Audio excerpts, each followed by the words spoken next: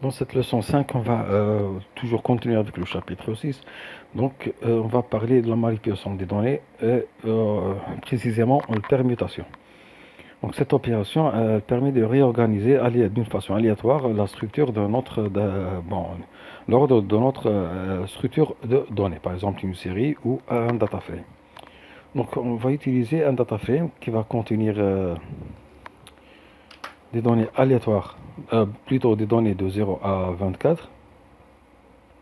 Ensuite, qu'est-ce qu'on va utiliser? On va utiliser cette fonction random de NumPy, random.permutation. Donc cette fonction, elle va permettre de créer, par exemple, générer une liste qui contient des nombres aléatoires. Par exemple, là j'ai mentionné 5, donc ça va, les nombres générés vont être de 0 à 4. Donc 5 est toujours exclu. Mais l'ordre des valeurs générées, des nombres générés, va être aléatoire. Donc là, j'ai généré 3, 0, 2, 4, 1. Si j'exécute une deuxième fois, il va générer 4, 1, 3, 2, 0. Voilà. Donc je vais utiliser cette liste. Ok. Donc ensuite, qu'est-ce que je vais faire? Je vais faire appel à la fonction take. Donc la fonction take, qu'est-ce qu'elle va faire? Je vais l'appliquer sur le data frame. Donc il va tout simple, et je vais passer comme argument la liste générée par NumPy avec la fonction random permutation. Donc tout simplement, lorsque j'exécute, donc l'ordre des tableaux va suivre l'ordre des nombres dans la liste générée.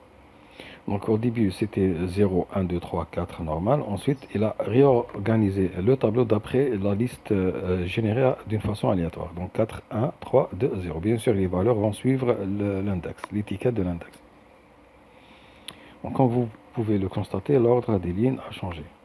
Les indices suivent désormais le même ordre que celui indiqué dans le tableau New Order. Donc vous pouvez soumettre une partie du data frame à une permutation. Donc cela génère un tableau dont la séquence est limitée à une certaine plage. Par exemple, on va prendre la plage par exemple de 2 à 4. Ok. En tous les cas, je vais créer cette variable new order qui contient une liste, cette liste elle contient 3 valeurs, 3, 4, 2.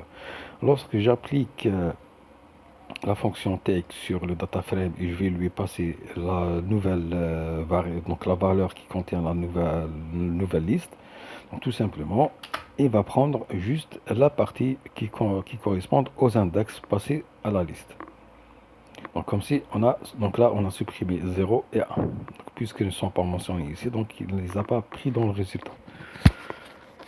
Maintenant, on va voir l'échantillonnage aléatoire. Donc, ça veut dire quoi l'échantillonnage aléatoire? Donc, on va prendre un échantillon, une partie de notre data frame de façon aléatoire. Donc, vous venez de voir comment extraire une partie d'une trame de données, une structure. Par exemple, le data frame, notre data frame, on a extrait que la ligne 3, 4 et 2. Donc, parfois, lorsque vous disposez d'une trame de données volumineuse, vous pouvez avoir besoin d'un échantillon aléatoire. Donc le moyen le plus rapide est d'y parvenir et d'utiliser la fonction np-random rand integer. Donc ça, on a déjà vu ça. Il y a normalement il y a deux fonctions de NumPy, donc random rand int et random rand. Donc la différence entre eux, c'est tout simplement random rand int, elle génère des nombres aléatoires, donc des variables discrètes. Ça veut dire il n'y a pas la virgule. Donc chaque nombre est séparé de l'autre. Par exemple 1, 2, 3, 4. Alors que random, np.random.rand, ça génère des nombres, des variables continues.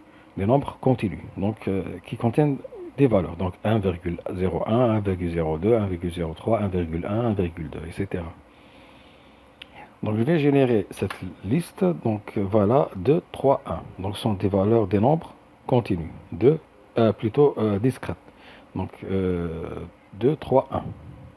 Ensuite, je vais appliquer ça sur notre data frame. Donc je vais appliquer take avec take, je vais appliquer cette liste sur le data frame pour prendre uniquement l'échantillon qui correspond aux lignes 2, 3 et 1.